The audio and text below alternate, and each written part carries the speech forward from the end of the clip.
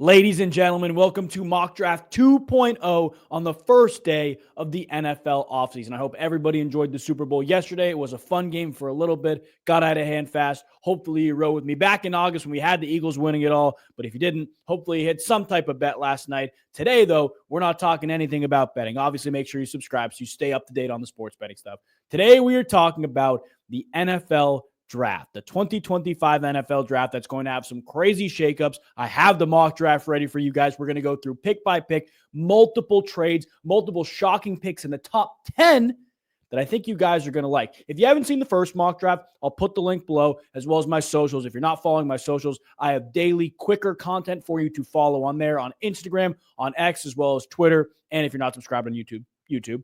That'll give you the best information possible to stay up to date on everything that's happening. So whichever platform or platforms you like, everything is in the description. It's all the same handle on here as well, at Loeb's Leads, LOEBSLEADS. So make sure you're following on there if you're not already.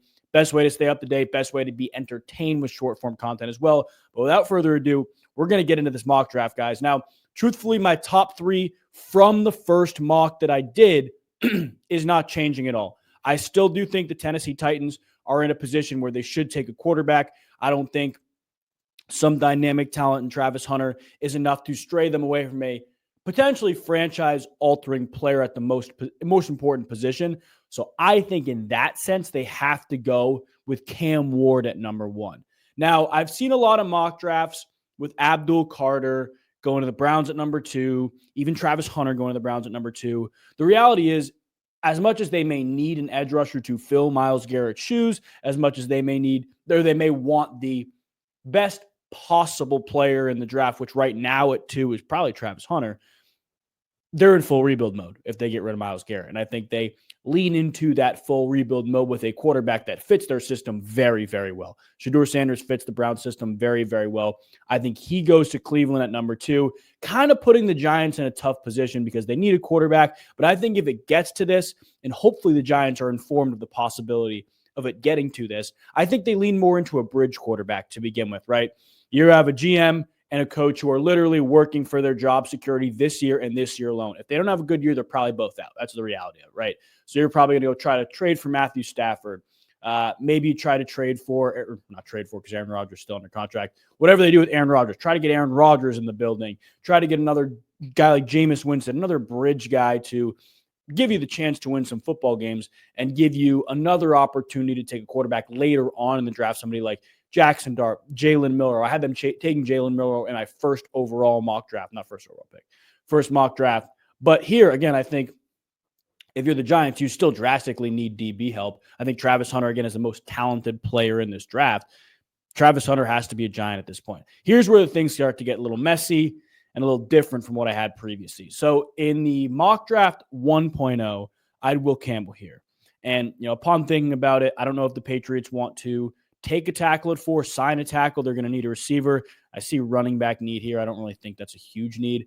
I think they take the best player on the board here in Abdul Carter. And I don't think they think twice about it. They add some defensive line help because that's truly a defensive game-breaking player that you can't always get at other positions or in other spots in the draft. Like I think if Travis Hunter was there for them at 4, they would take him as well. But if Abdul Carter is there, I think they take Abdul Carter, get a significantly better pass rusher on either side, as well as improving their overall defense, what they want to do, get after the quarterback, play man coverage across the board. Abdul Carter, to me, seems like not the no-brainer pick here, but a very smart pick. Jacksonville Jaguars desperately need secondary help. Will Johnson's the best corner in the draft, in my opinion. Will Johnson can go to Jacksonville. And here I talked about this last mock, and I'm going to stay with my word.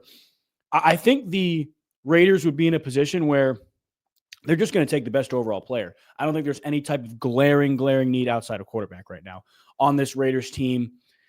I don't think they take a running back at 6. I think they just go Ted McMillan. I think they could use another receiver to help out Brock Bowers, Jacoby Myers, and McMillan will be the best player on the board there.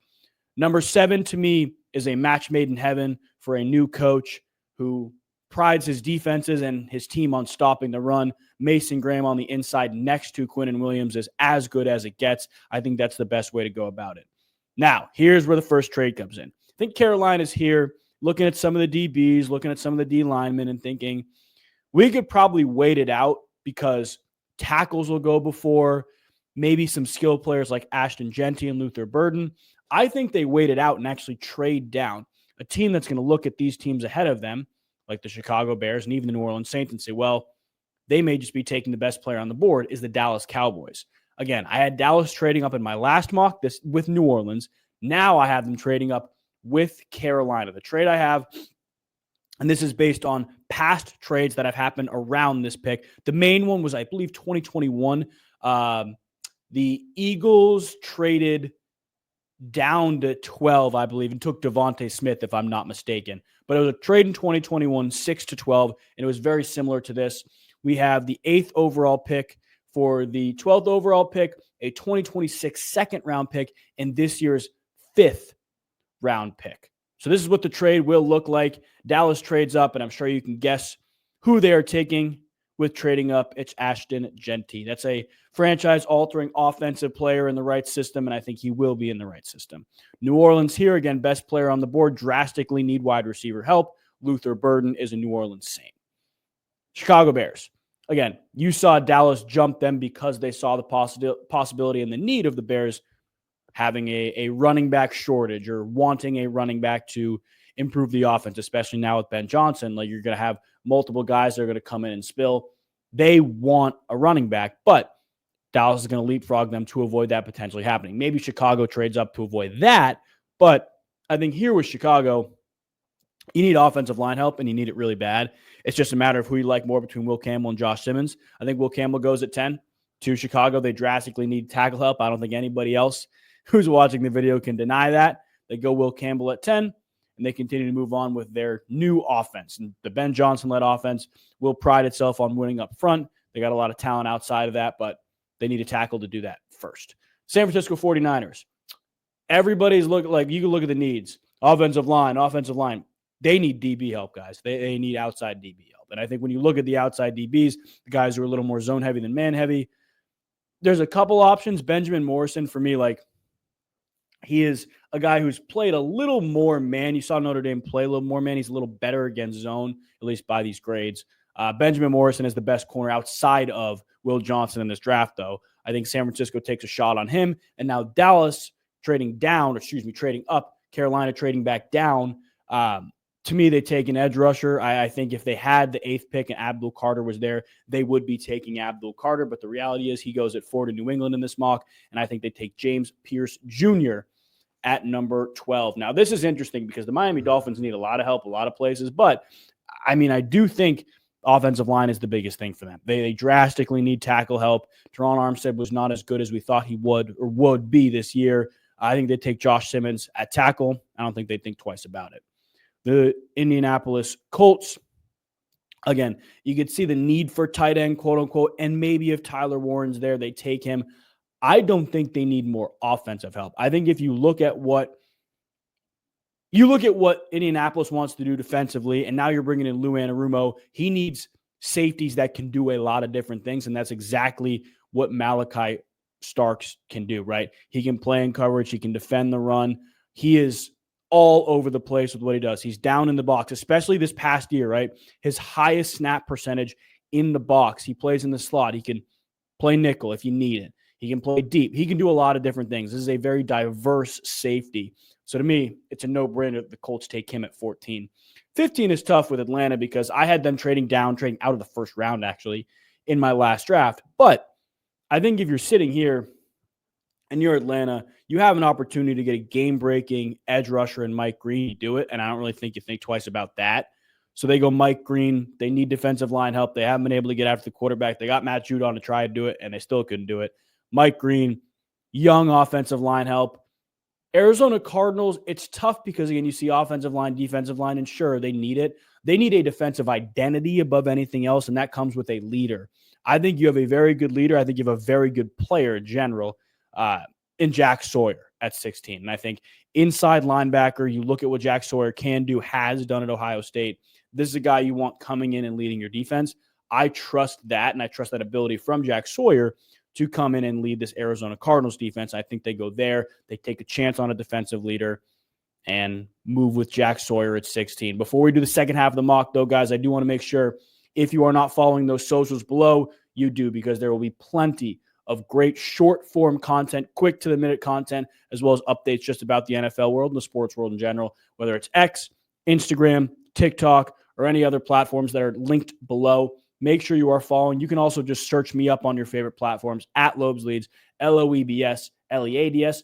And if you've made it this far, you're enjoying the video, make sure you leave a like on it. Lets me know you enjoy this type of content. Let's get back into the mock draft.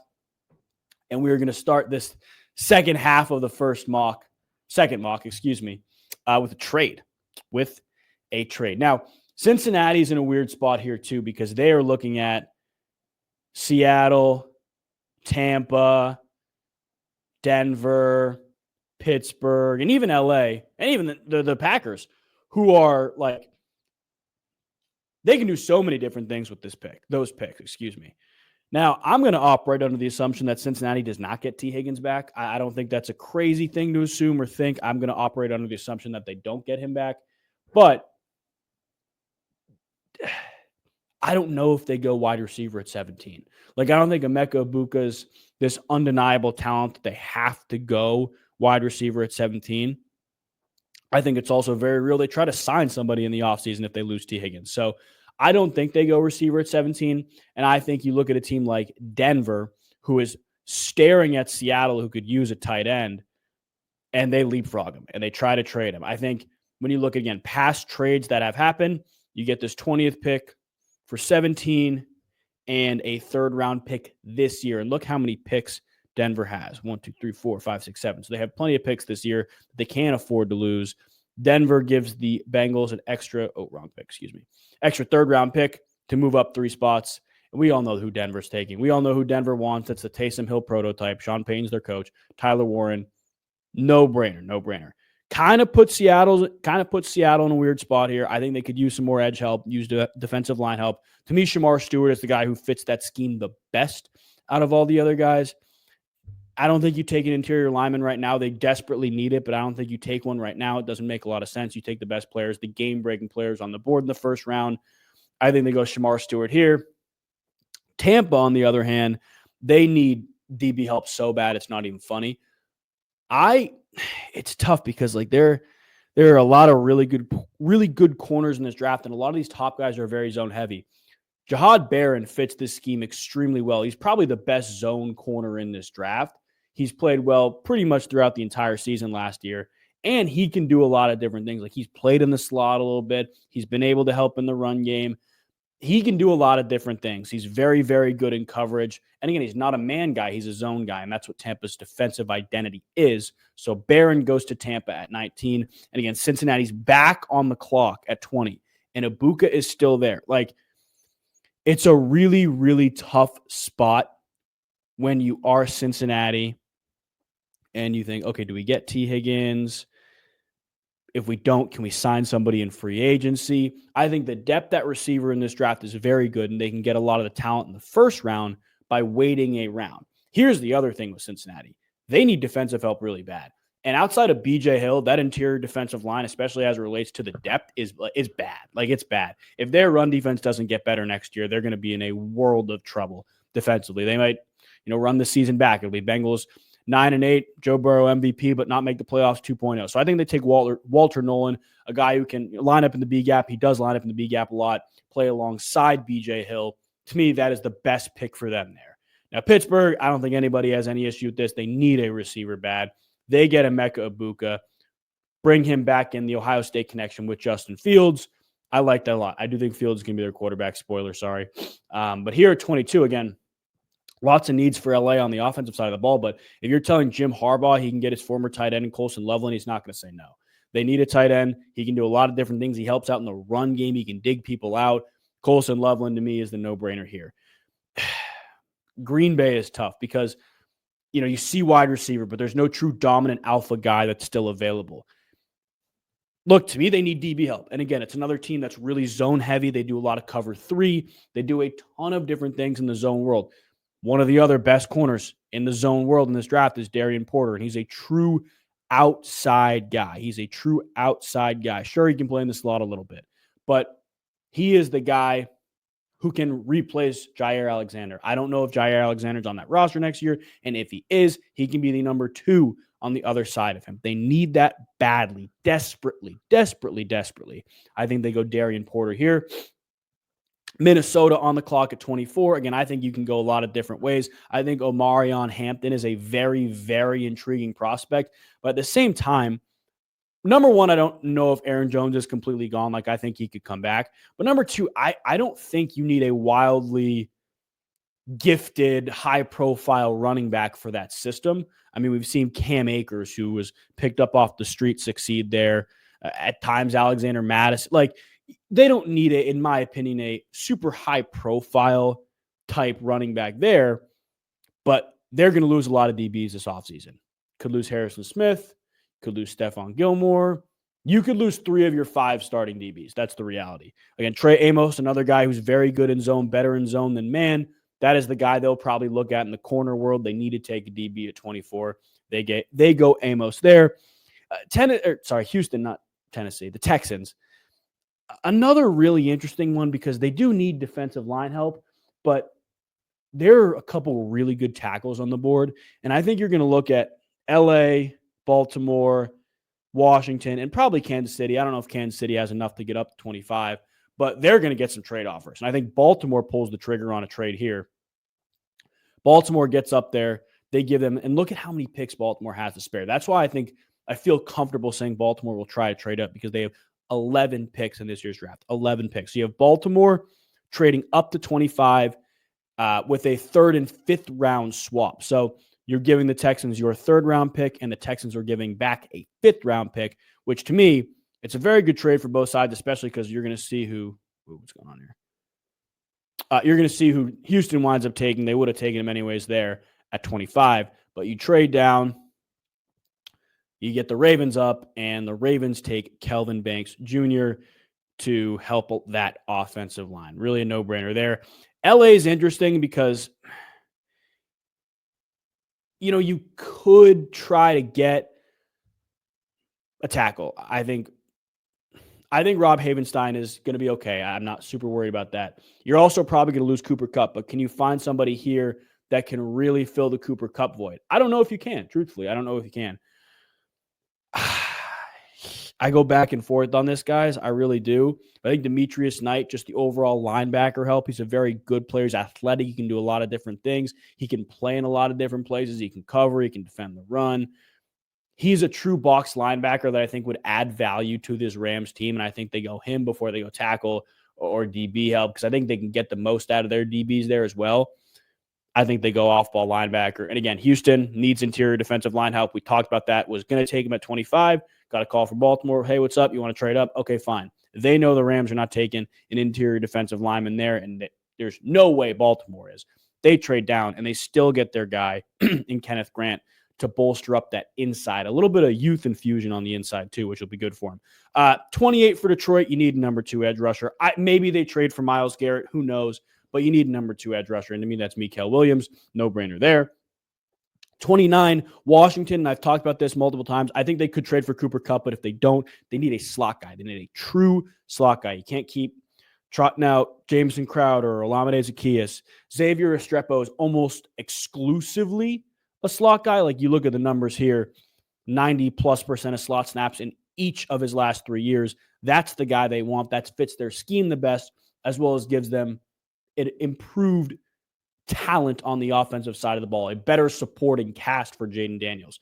30 Buffalo, I mean, your guess is as good as mine, but the reality is, guys, they need DB help so bad. And Xavier Watts can do a lot of different things. Again, he's a guy who can play in the box. He can go cover. He can play in the slot. He can play deep. They run a lot of different things in Buffalo, and that's exactly what they need. They need the diversity. 31, Kansas City. I mean, you watch their tackles play in the Super Bowl. You don't need me to tell you. They need a tackle. It's just a matter of who. Do you like Zabel more? Do you like Membu more? The difference is here. Hold on one second. We'll close out of this. The difference is here with Membu. This is a guy who's extremely right tackle heavy. Zabel is a guy who's done a lot of different things. Like, most recently played 961 snaps at left tackle. I think they take a chance at left tackle before they go right. They try to work something out at right. I don't know what they're going to get out of DJ Humphries. They take Zabel at 31. And then, your guess is as good as mine as to what Philly wants to do. I mean, maybe they get Omarion Hampton for somebody behind Saquon Barkley. Who knows? Maybe they bolster the defensive interior, but I think they could either lose an edge rusher or edge rushers could take a step back. Maybe Brandon Graham retires too. Like, who knows? To me, Nick Skoughton is the best player they can take there. You're not going to go tackle, obviously. I don't think they have to try to unseat a guy like Lane Johnson right now. They get an edge rusher, and this is what it looks like after the first round of the 2025 Mock Draft 2.0. Let me know what you guys think. Let me know what you would have done differently, and let me know any changes you would like me to make to my next mock draft, because the next mock draft is going to be in a few weeks. So make sure you're subscribed. There'll be plenty of YouTube content before the next mock draft. But we're going to wait a couple weeks, see how free agency starts to shake out, see where the rumors start to come in, and we'll come back better than ever with mock draft 3.0. I appreciate you guys watching. We will see you for the next video. God bless.